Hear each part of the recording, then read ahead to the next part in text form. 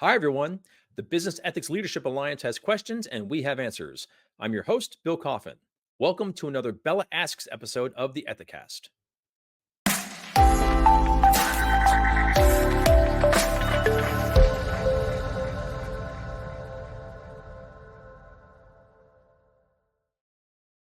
One of the best benefits of being a member of the Business Ethics Leadership Alliance, or BELA, is that if you have any questions at all about ethics and compliance, you can submit them to BELA's Concierge Service, which will connect you with one of our internal experts who will provide an answer and or direct you to a helpful resource for more information. Sometimes these requests are specific to a particular company's needs, but most of them speak to broad challenges facing BELA members in general, and by extension, the wider ethics and compliance profession. That's why we're using this show to thematically respond to high level questions from the BELA community. And joining us once again to answer those questions is BELA Chair Erica Salmon Byrne. Erica, thanks so much for returning to the show. It's wonderful to have you once more. Oh, Bill, I'm delighted to be here, and I'm especially delighted because my chance to come back means that people are still asking questions. They are. We're getting a ton of them, actually. And this next one is another compliance question. How do I make the case for appointing a chief compliance officer? Yeah. So, Bill, a couple of pieces in this particular question. I'm assuming that the question is coming from a company that has people who are working on compliance, but they don't have someone with that chief title, right? They don't have somebody who is at that level where they're carrying that CCO nomenclature. And so I want to bifurcate my answer into two buckets. The first is benchmarking. So part of making the case is looking at other organizations in your space, your industry, your revenue, your headcount, your global footprint, whatever your space means to you, and seeing the extent to which they have someone who carries that chief compliance officer or chief ethics and compliance officer or chief integrity officer, whatever the title is, right? Some indication that there is someone who has a high level senior title relevant that is related to this particular set of responsibilities. And we've got lots of data on that in the sphere. Depending on what industry you're in, what sector you're in, the trend will vary the extent to which we see people with that chief title. So the benchmarking piece is piece number one from a case perspective. The second bucket I want to talk about is a little bit more of the kind of philosophical, why should I have a chief compliance officer in the first place bucket? Because when you can answer those questions, then you can make both the philosophical argument and the benchmarking argument to have this kind of a role. And it really goes to the point of a compliance program in the first place. So here at Ethisphere, we are fond of saying that org charts send messages, that your organizational chart sends a message to your employees of the things that are important to you. And you probably have a head of internal audit or a chief audit officer. You probably have a head of human resources or a chief HR officer or a chief people officer. You probably have a chief technology officer. Maybe you have a chief product officer.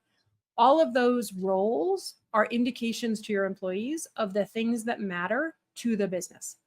And if you have all of these other chiefs, people with senior titles that are responsible for these particular functions, and you don't have somebody with that title who's working on business integrity and making sure that employees have the tools necessary to do their jobs in the way the company needs them to, then you are telling companies something, or telling employees rather, something subtly about what matters to the business. And so that would be the, sort of one of the philosophical questions that I would ask. And the person who asked this question, what message are you sending internally and externally if you don't have someone who is designated as at a senior level that is responsible for business integrity? Now, a lot of companies have that person who serves also as the general counsel. And you and I, Bill, have talked about the dangers of dual hatting because at the end of the day, being the chief compliance officer and being the general counsel, those are both full-time jobs. And if somebody is wearing both hats, then that means they're doing neither job with all of their time and attention. And they may have people who are designated to be doing both of those jobs or taking on pieces of those jobs that are junior to them. But again, that sends a message about how the company thinks about this particular role. So it's part of the reason why I'm heartened to see that we now are seeing about 40% of compliance officers reporting outside of legal into, either directly into the CEO or into a chief operating officer or chief administrative officer, somewhere along those lines.